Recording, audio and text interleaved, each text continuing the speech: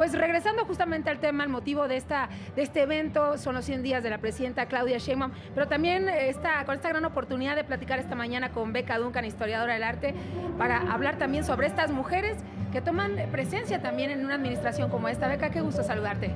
Hola Michelle, pues yo estoy muy contenta de estar aquí en este programa especial con ustedes. Sí, fíjate que, bueno, yo pensaba que valía la pena abordar un poco estos hitos históricos de las mujeres en la historia política, la historia democrática de nuestro país, en estos 100 días de la primera mujer presidenta, que me parece que es en sí un hito histórico, ¿no?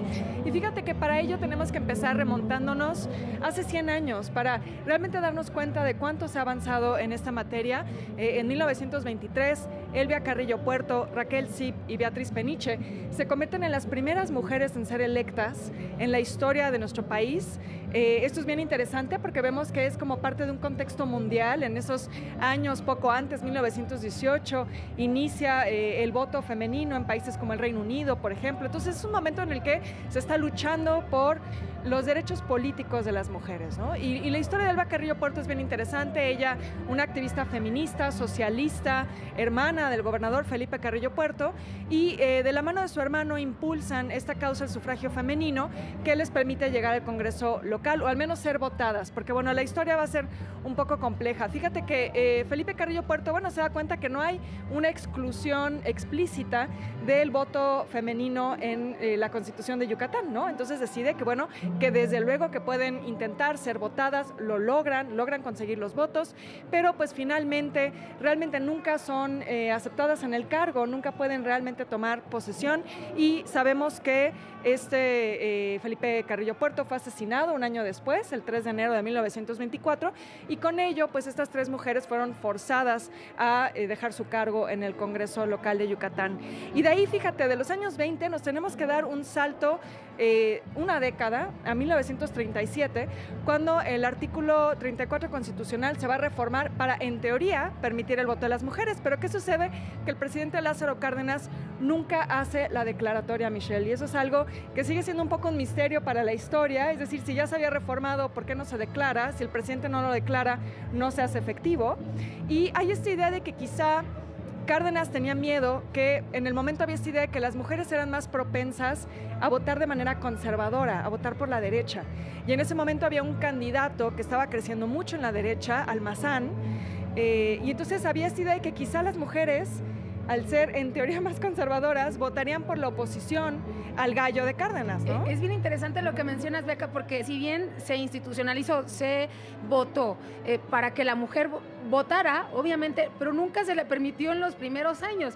Bien lo mencionas, pero esto que habla sobre los porqués, hay muy pocos argumentos, o se ha manejado en la historia muy pocos argumentos del motivo, y tú nos estás dando uno muy importante, ¿no? Sí, así es. Alguien que idealizó o visualizó cómo sería el voto de la mujer, y por eso nula participación de las mujeres, con todo y que ya estaba avalado, permitido que lo hicieran. Exacto, y fíjate que eso es bien interesante en la historia de las mujeres en la política, y no solo en México, esto lo vamos a encontrar en muchos otros países.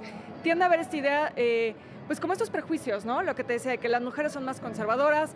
Hay también esta idea de que las mujeres van a votar por quien el marido diga que voten, ¿no?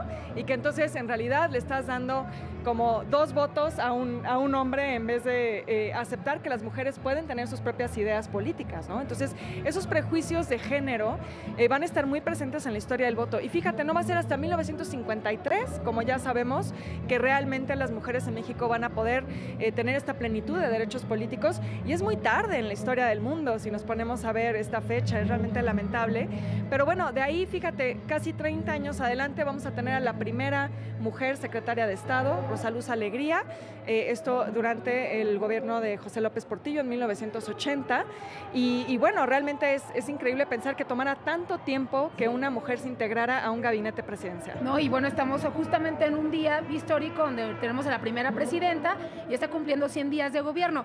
Beca, quiero preguntarte lo siguiente, la importancia de rescatar a estas mujeres. Perdón, ¿cómo lo voy a decir? Pues es que no todo era José Ortiz de Domínguez o las mujeres que quería el gobierno a lo largo de la historia, o los gobiernos del PRI y otros, pues imponernos en la historia, ¿no? Llega una nueva jornada, una nueva presidenta, y rescata también a todas estas mujeres que era importante también decir a estas mujeres allá afuera, a los mexicanos, ellas también jugaron un papel importante para la democracia que se vive ahora en México. Claro, y eso fue un tema que lo vimos desde su discurso de toma de posición, ¿no? Hablar de todas estas mujeres que llegan con ella y mencionar efectivamente a nombres que han quedado un poco oscurecidos en la historia. Menciona incluso a mujeres que no necesariamente tienen que ver con la historia política del país. Por ejemplo, María Enriqueta González Vaz, primera mujer matemática, tía abuela mía, por cierto, cosa que me dio mucho orgullo y emoción que la mencionara. Pero bueno, sí, creo que es importante decir que sí hay investigación hecha en el ámbito académico, sí hay historiadores, historiadoras sobre todo, que se han dedicado a rastrear a estas mujeres. Lo que ha faltado, me parece, es ponerlas en la mirada del debate público, y eso es algo que sin duda se está logrando ahora. Y quiero, Beca, resaltar también lo que mencionas tú. Ahí están, ya lo decías, 1953, la primera vez que las mujeres en México adquieren plenos derechos políticos. Sin embargo, pues siempre hubo alguien o algo que no permitía que las mujeres lo ejercieran con plenitud. Claro, eso hay que decirlo. Incluso hay todavía a la fecha muchos prejuicios, hay violencia política contra las mujeres, sigue existiendo. Es decir, el camino no ha sido fácil, pero tampoco la situación actual lo es, ¿no? Todavía quedan muchas luchas pendientes, quedan brechas, quedan violencias con las que todavía hay deudas muy importantes. Y mujeres dispuestas a todo, además, sí, ¿no? Por claro. buscar esas oportunidades para otras. Beca, qué placer platicar contigo esta mañana. Igualmente, muchas gracias. Gracias.